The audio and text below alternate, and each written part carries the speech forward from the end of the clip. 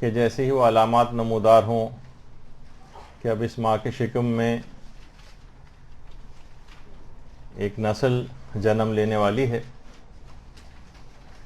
وہ فوراً سجدہ شکر بجا لائے، اور اس کی کچھ تفصیل پچھلی نشست میں عرض کی جا چکی ہے۔ اب دیکھیے کچھ ترتیب کے ساتھ کچھ اعمال انجام دینا ہے۔ اس سجدہ شکر کے بعد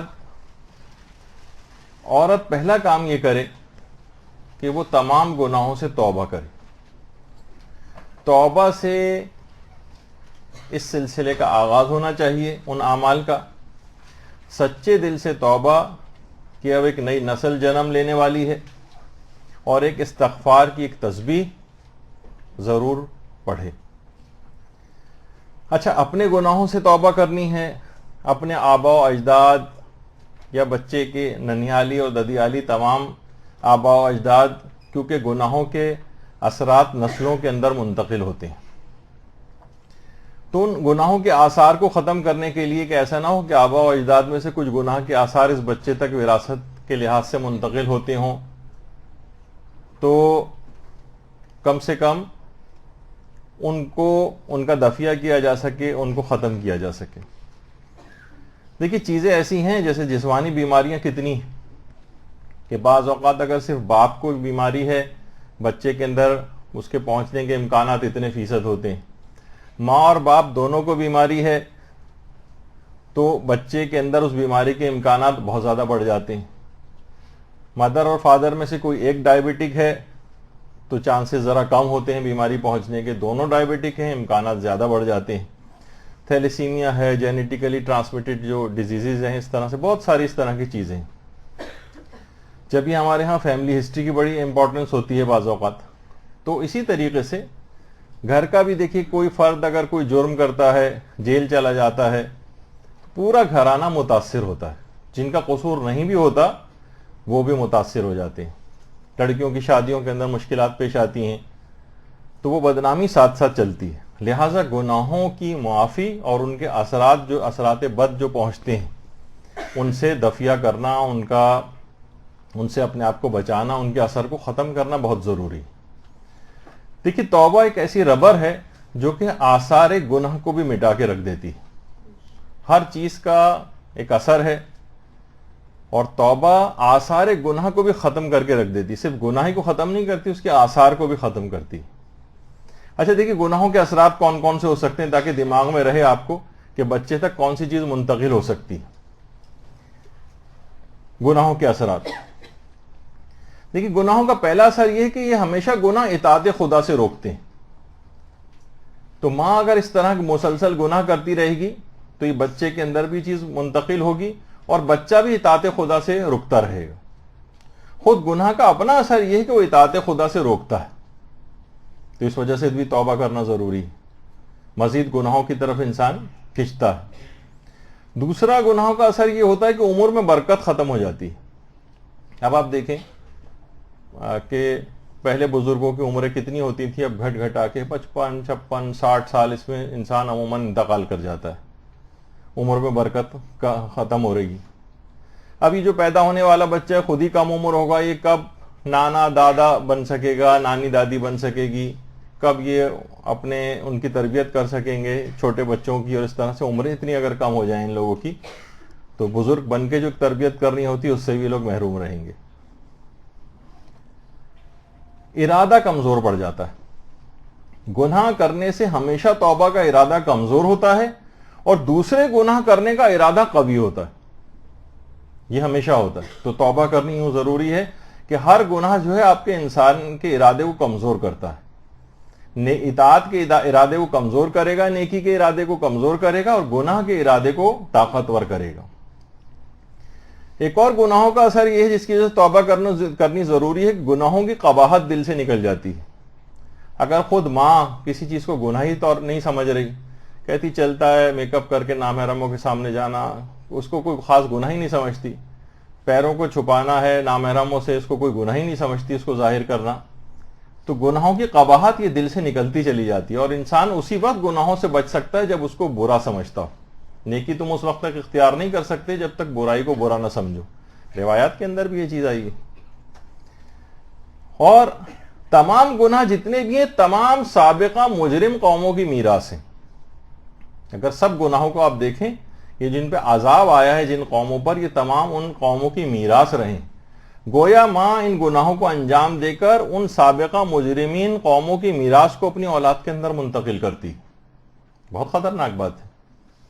تو یہ گناہوں کی جو عادی ماں ہے، یہ مجرمین کی میراث کو اولاد میں منتقل کرنے والی. اس وجہ سے اس کے لیے توبہ کرنا بہت ضروری. اور دیکھیے ہر گناہ منحوس ہے، ہر گناہ منحوس ہے. ہمارے ہاں سمجھا نہیں جاتا منحوست، الٹی سیدھی چیزوں کو سمجھا جاتا ہے جو کہ اصلاً نحوست سے ان کا کوئی تعلق ہی نہیں. نحوست کا اصل تعلق گناہ سے ہے. دیکھیے جب بھی کبھی قحط سالی ہوتی ہے، بارشیں رک جاتی ہیں، تو جانور گناہگار انسانوں پر لعنت کرتے ہیں کہ ان کے گناہوں کے باعث ہم اس بھوک اور پیاس کی اذیت میں مبتلا ہیں. تو ہر گناہ منحوس ہے، اور یہ نحوست کے ساتھ ہی بچہ پیدا کرنے والی ہے. تو یہ نحوست کے اثرات بچے میں منتقل ہوں گے. اس کے علاوہ گناہوں سے عقل کم ہوتی ہے. بچوں کا مینٹل لیول اور اس لحاظ سے وہ کمپیوٹر اور وہ چلانا آنا، یہ ان کی عقل کی نشاندہی نہیں کر رہے. عقل مند نہیں ہیں لوگ. ہاں کچھ چیزیں چلانی سیکھ لی ہیں، وہ تو اس کا تعلق اتنا عقل سے ہوتا بھی نہیں. تو گناہ کرنے سے ہمیشہ عقل کم ہو جاتی ہے، عقل کم ہوتی. اور بے عقل بچہ یا کم عقل بچہ پیدا کرے وہ اس سے کہیں زیادہ اس سے پہلے سے اس کا انتظام کرنا ہے کہ اس کو توبہ کرنی ہے ان گناہوں سے، تاکہ عقل کم نہ ہونے پائے بچے کی. گناہ کا ایک اثر یہ ہے کہ گناہوں سے عظمت خدا دل سے نکل جاتی ہے. دیکھیے اگر کسی شخص کو معلوم ہے کہ پروردگار مجھے دیکھ رہا ہے، پھر وہ آخر گناہ کیسے کرے گا؟ بہت سی روایات ہیں جس کے اندر یہ مفہوم بیان ہوا ہے کہ مثلا ایک آدمی کے سامنے کبھی بھی ہم ایک دوسرے کے سامنے عام طور پر گناہ نہیں کرتے. بہت سے گناہ ایک دوسرے کے سامنے نہیں ہوتے. تو پروردگار گویا ایک لحاظ سے یہ کہہ رہا ہوتا ہے کہ اے بندے، تیری نگاہ میں میری حیثیت اس مخلوق سے بھی کم ہے. تو اس کے سامنے تو گناہ نہیں کرتا، لیکن میرے سامنے گناہ کرنے سے نہیں شرماتا. خود گناہ کرنا اس بات کی دلیل ہے کہ اس کے دل میں عظمت خدا نہیں. دیکھیے آج کیمرے یہاں پر لگا دیے جائیں، آپ نے دیکھا ہوگا کہ ٹی وی پروگرامز ہوتے ہیں، ٹاک شوز ہوتے ہیں، یا اینکر ہوتا ہے، اسے کھانسی آ جائے، چھینک آ جائے، فوراً معافی مانگتا ہے، لیکن کوئی گناہ کا کام بھی نہیں کیا ہوتا. لیکن کیا ہے کہ اسے کہ سب لوگ مجھے دیکھ رہے ہیں. تو پروردگار عالم سب کو دیکھ رہا ہے، پھر یہ گناہ کیسے کر رہا ہے؟ اس کا مطلب ہے کہ یہ اس کی عظمت پروردگار کی اس سے واقف ہی نہیں. یعنی خود گناہ کرنا اس بات کی دلیل ہے کہ اس کی شخص کے دل میں عظمت خدا نہیں پائی جاتی. تو یہ تمام اثرات گناہوں کے یہ پیدا ہونے والے بچے کے اندر منتقل ہوتے جاتے ہیں. اور دیکھیے اس سے پہلے بھی ایک درس میں نے بیان کیا تھا، آیت اللہ دستغیب کا ایک جملہ ہے کہ تقریر میں مقرر کے اثرات ہوتے ہیں اور تحریر میں محرر کے اثرات ہوتے ہیں. میں اگر برا ہوں تو تمام جو اثرات بد میرے اندر پائے جاتے ہیں وہ میں اپنے سامعین میں منتقل کرتا ہوں. اور اگر کسی میں کوئی اچھائی پائی جاتی ہے، کوئی اچھا مقرر آتا ہے اور آپ اس کو بیٹھ کر سنتی ہیں، تو تمام نیک اوصاف وہ حاضرین میں منتقل کرتا ہے. تحریر آپ بری تحریر پڑھتی ہیں تو گویا وہ جو لکھنے والا ہے وہ اپنے اثرات بد منتقل کرتا ہے، کیونکہ تحریر میں محرر کے اثرات ہوتے ہیں. تو یہ چیزیں ساری کاؤنٹ کرتی ہیں. یعنی لکھی ہوئی چیز بھی اثرات منتقل کرتی ہے، کہی ہوئی چیز بھی اثرات منتقل کرتی ہے، گناہ بھی اثرات منتقل کرتے ہیں. یہ تمام فیکٹس ہیں. تو دیکھیے کتنی ہی روایات میں یہ بات آئی ہے کہ پیغمبر اسلام ختمی مرتبت صلی اللہ علیہ وآلہ وسلم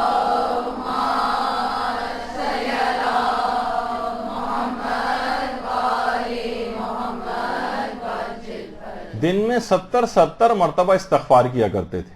حالانکہ معاذ اللہ اس مقام عصمت کے اوپر فائز، عصمت کبریٰ سب کچھ ان کے پاس، لیکن اس کے باوجود بھی استغفار کرنا، عظمت خدا کے آگے اتنا اپنے آپ کو حقیر سمجھتے تھے کہ جو اطاعت مجھے پروردگار کی کرنا چاہیے تھی، پروردگار کہاں ایسی کر سکا ہوں، اور اس پہ استغفار کرتے تھے.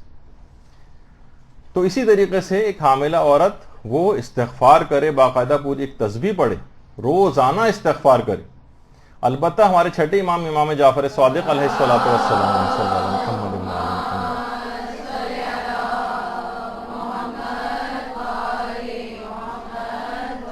وہ فرماتے ہیں کہ اگر کوئی شخص روزانہ، اور اگر یہ ہر نماز کے بعد ہو جائے تو کیا کہنا، اور بہت سی تاقیبات نماز کی کتابوں میں بھی یہ دعا آپ کو مل جائے گی. یہ جو دعا ہے اس کے متعلق امام فرماتے ہیں کہ اگر کوئی شخص اس کو روزانہ پڑھے تو خدا اس کو روزانہ اس دعا کو پڑھنے کے نتیجے میں 45 لاکھ نیکیاں اس کے نامہ اعمال میں لکھے گا، 45 لاکھ گناہ ہر دفعہ اس کے معاف ہوں گے، اور 45 لاکھ درجات اس کے بلند ہو گئے، اور گویا وہ روزانہ 12 ختم قرآن کرنے کا اس کو ثواب ملے گا.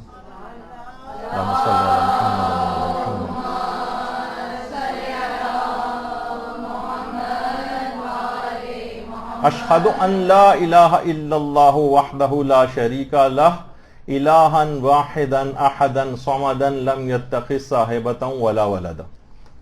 باقاعدہ ثواب الاعمال میں شیخ صدوق نے اس روایت کو لکھا ہے. 45 لاکھ تو نیکیاں ہر دفعہ، 45 لاکھ گناہ ہر دفعہ معاف ہوں گے. توبہ کرنے کے حوالے سے دیکھیں کتنی طویل گناہوں کی ہماری ایک فہرست ہوتی، تو ہر دفعہ تو یہ حاملہ اگر اس کو پڑھتی رہے تو اس کے گناہ مسلسل اس دعا کو پڑھنے کے نتیجے میں معاف ہوتے رہیں گے، درجات بلند ہوتے جائیں گے، اور 12 ختم قرآن کا ثواب اس کو ہر دفعہ پڑھنے پر ملے گا. ہر نماز کے بعد اس کا اگر ورد کیا جائے تو توبہ کے لحاظ سے بھی بہت مفید ہے. اچھا، دوسری ایک اور چیز وہ بھی ہمارے چھٹے امام جعفر صادق علیہ الصلوۃ والسلام نے بتائی ہے.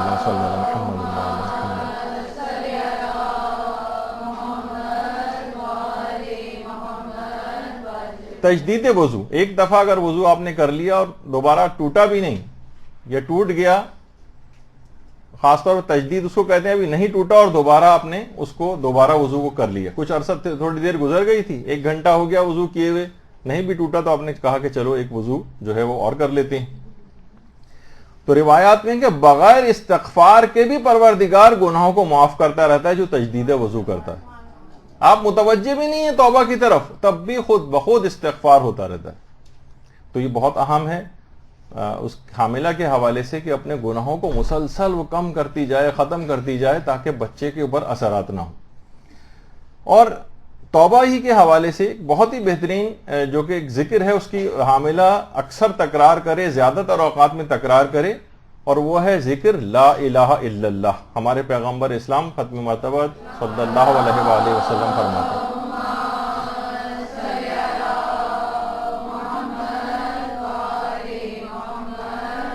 فرماتے ہیں، کہ یہ ذکر لا الہ الا اللہ ہر حال میں گناہوں کو تباہ و برباد کر کے رکھ دیتا ہے. اور فرماتے ہیں کہ یہ ذکر تو نہ صرف زندگی میں بلکہ موت کے وقت، بلکہ دوبارہ اٹھائے جانے تک انسان کا مونس و مددگار ہے. یہ ہر وقت اس کا ذکر کرتے رہنا چاہیے، اتنا بہترین ذکر ہے. اور روایات کے اندر یہ بھی چیز آئی ہے کہ جب بھی انسان ذکر کرتا ہے لا الہ الا اللہ، تو جتنے بھی اس کے گناہ ہوتے ہیں ان کی تعداد کے برابر نیکیاں اس کے نامہ اعمال میں اضافہ ہوتی رہتی ہیں. اور یہی وجہ ہے کہ علامہ سید محمد حسین طباطبائی ان کے متعلق ملتا ہے کہ ہر وقت ان کے ہونٹ ذکر خدا میں مشغول رہتے تھے، اور ان کے اندر خصوصیت کے ساتھ ایک ذکر اور ہوتا تھا جس کو کہتے تھے، فرماتے تھے، علماء نے بھی اس کو لکھا ہے کہ وہ ذکر لا الہ الا اللہ کی بہت ہی زیادہ کثرت سے اس کا ورد کرتے تھے. اور علماء یہ بھی فرماتے ہیں کہ یہ واحد ذکر ایسا ہے کہ آپ نہیں چاہیں کہ لوگوں کو آپ کا ذکر اور اذکار کرنا پتہ چلے. یہ واحد ذکر ایسا ہے جس میں ہونٹوں کی اور زبان کی حرکت بھی ضروری نہیں ہے، آپ تجربہ کر کے دیکھ سکتی ہیں، بغیر حرکت کے بھی پڑھا جا سکتا ہے.